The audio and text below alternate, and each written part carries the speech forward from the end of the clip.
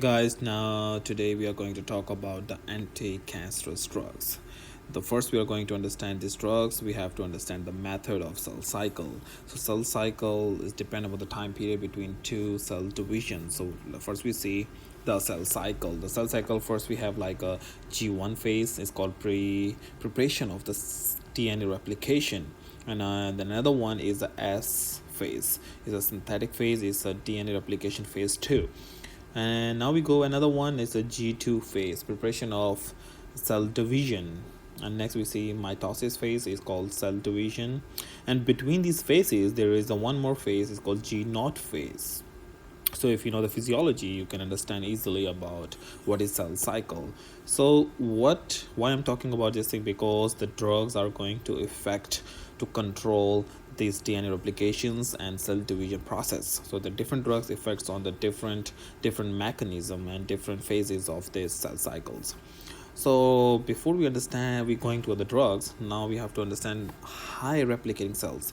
We have a lot of like a high replicating cells. The first cell is a malignant cells, and cell of epidemic, cell of GIT mucosa, GIT tract cells, and stem cells in the bone marrows, and gametes in gonads. So these are the high replicating cells. And another one we say moderate replicating cells, and hepatocytes, liver cells, are all the moderating replicating cells.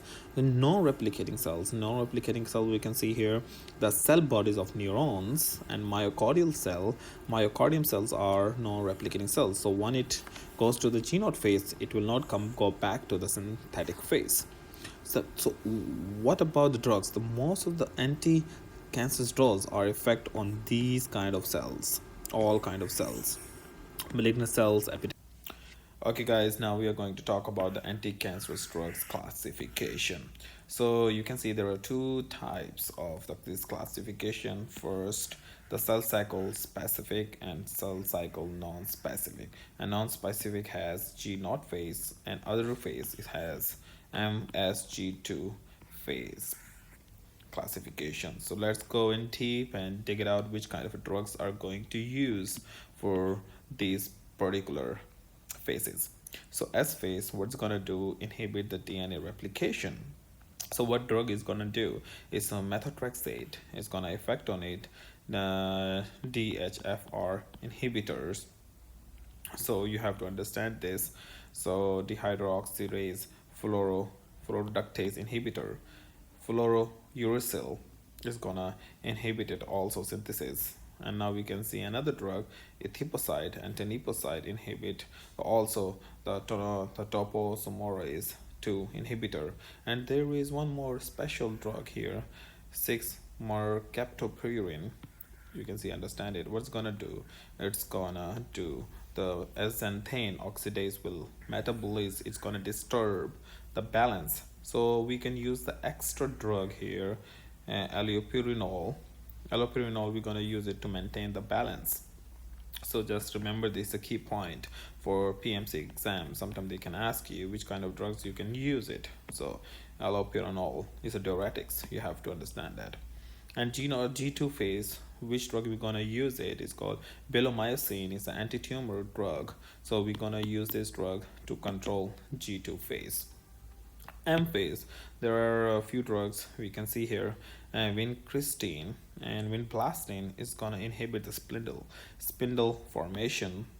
And here we can see there is another one, is plaslytalcel, is gonna again do the same, to inhibit the spindle. But there's a one special drug you have to understand. It's an antifungal drug, grisolfulvin. It's an antifungal drug, but it also inhibit the attachment of chromosome. So these are the important drugs. We're gonna understand it more further. So first we can see another one, cell cycle non-specific G0 phase drugs. So first drug is cyclophosphamide neurosuria. There are two types of neurosuria. Nitrosuria is carmustine, lomustine, busulfin, procarbazine, deonorobicin, deoxyribosine, and there is another one, cisplatin. Cisplatin, these are the drugs we are going to use for cell cycle, non-specific for G naught phase. So now we can see the side effects. There are two kind of side effects we can see here. One generalized, another one is specific. So generalized, just focus it, and we can see skin rash, dermatitis, alopecia, nausea, vomiting, diarrhea, bone marrow depression, and what's going to happen: bone marrow depression, anemia, pancytopenia, leukemia, all related to the blood and cells. And another one is infertility. So you have to understand, if you are going to start this chemotherapy to the patient, it has one of the side effect, infertility to the patient. So you have to understand if the patient has already established his family or not. And another one, hyperuricemia, and you say hyperuricemia can cause gout. So we have to understand, if we want to ignore in the patient, we have to give a high dose of water, like hydrate the patient body before start the chemotherapy. So the uric acid can release out from the body. So if not, then also it can cause the renal failure, and it's called tumor lysis syndrome. And we can use also another diuretics to remove this. Is the same drug, allopurinol. Now we can go to the specific drugs. Bilomycin, what it's gonna do is gonna do pulmonary fibrosis, blister formation on the palm and sole.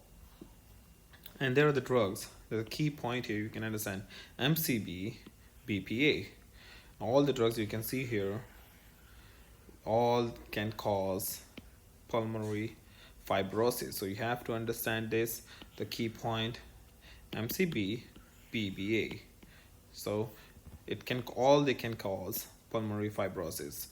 And this is a drug, is a special drug, amiodarone. It can cause it. We can use it for arrhythmic drugs. And another one we see, vincristine and vinblastine. They can cause peripheral neuropathy and severe bone marrow depression. Now we can see another drug here, cisplatin, used for the pelvic malignancy like neuropathy and neurotoxins like foot drop, wrist drops. So these are the key points we have to understand about this drug. Another drugs, like that, what I said about it, dunoribicin, it's a kind of difficult name, dunoribicin. What it's gonna do? It's gonna go cardiotoxicity. And methotrexate, what it's gonna do is gonna use for immunosuppressant. If you want to do the immune suppressant, we can use it for rheumatoid arthritis. If we will use it for low dose from 2.5 to 20 mg, we can use it as rheumatoid arthritis. And if you use it for high dose, it can use it for anticancerous drugs more than 25 mg. Another, we can see what we're going to have, we can use it for tubal ectopic pregnancies. We see cyclophosphamide over here. It's anti-cancerous drugs and autoimmune flare decrease. It can do that. It can use as a immune suppressant. One of the key points we have to understand about it is where the IV messina used to prevent hemorrhagic cystitis. It's bleeding in the bladder, so you have to understand that. And these are the small, like some side effects like hepatitis, hemorrhagic cystitis, and pulmonary fibrosis. So these are the key points you have to understand for PMC point of view about anti-cancerous drugs. Thank you.